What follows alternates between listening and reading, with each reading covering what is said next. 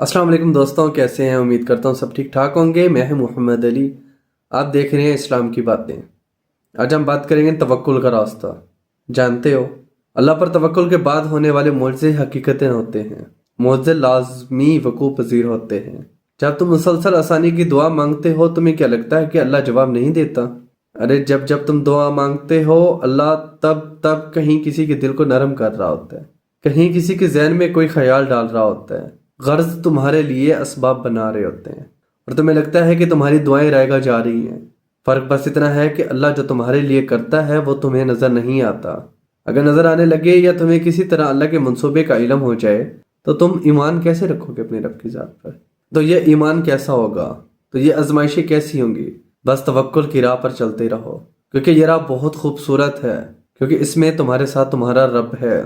آپ سب جانتے ہیں حضرت موسیٰ علیہ السلام کو اللہ تعالیٰ نے سمندر میں سے راستہ نکالا، کیوں؟ کیونکہ انہیں رب کی ذات پر توکل تھا۔ حضرت ابراہیم علیہ السلام کو اللہ تعالیٰ نے آگ میں بھی محفوظ رکھا، کیوں آگ میں محفوظ رکھا؟ کیونکہ انہیں رب کی ذات پر توکل تھا۔ حضرت یوسف علیہ السلام کو کنویں سے نکال کر بادشاہ بنا دیا۔ حضرت یونس علیہ السلام کو مچھلی کے پیٹ میں زندہ رکھا۔ حضرت زکریا علیہ السلام کو عمر کے آخری حصے میں بھی اولاد سے نوازا، کیوں؟ کیونکہ ان سب کو اللہ کی ذات پر توکل تھا، اللہ کی ذات پر بھروسہ تھا۔ اس لیے اللہ کی ذات پہ بھروسہ رکھو، اللہ کی ذات پہ توکل رکھو۔